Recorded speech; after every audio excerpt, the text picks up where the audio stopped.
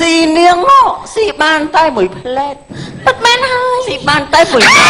យាយតែបើយើងទុកលិតនោះវាបានយូរឯកុំនិយាយចឹងយើងភ័យណាយើងនេះគឺជាយ៉ាក់តែខ្លាចណាស់យ៉ាក់តែមួយថ្ងៃក៏ជឹងយ៉ាក់រហូតពេលសោះទៅណាបាត់ហើយសួរនាងតែនាងព្រមស្រឡាញ់ប្រុសស្អាតដូចជាយើងនេះទេណែបើមិនឆ្លើយថាស្រឡាញ់មកជាអាចយ៉ាក់នឹងស៊ីហើយយើងស្រឡាញ់អីស្ទើរលើទៅហើយអញ្ចឹងព្រមព្រៀងស្នេហាជាមួយបងទៅណាចអូន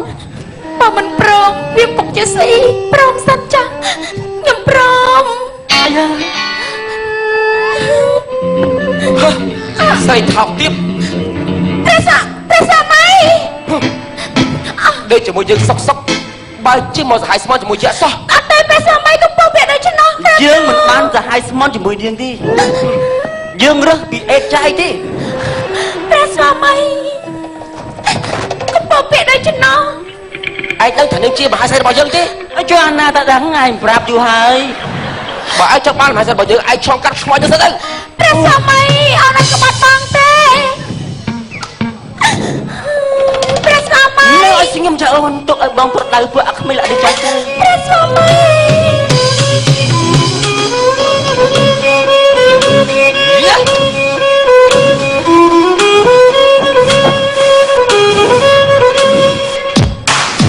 ខយចេញអាចទាំង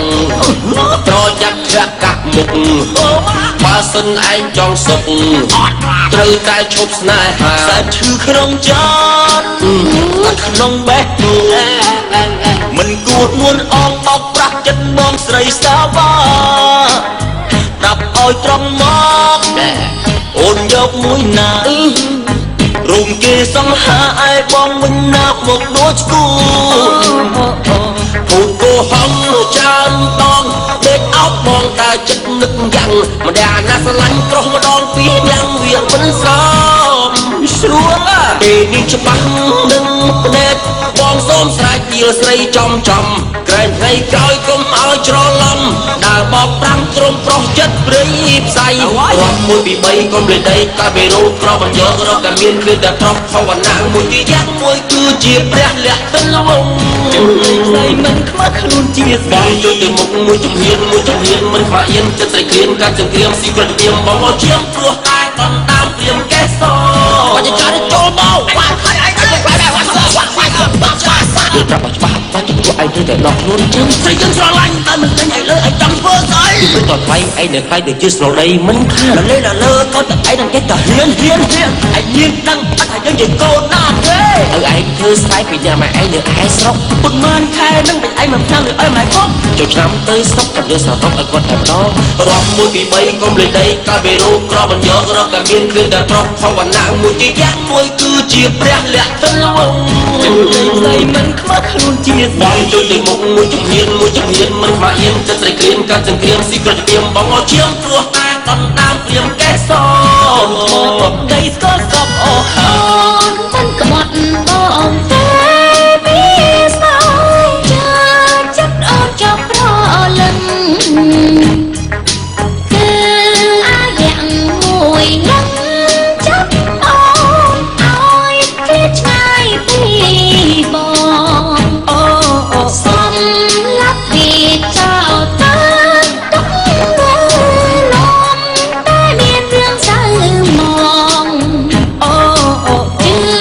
អូនចំណាបងបេះដូងពិតជាស្មងនឹងថ្លៃ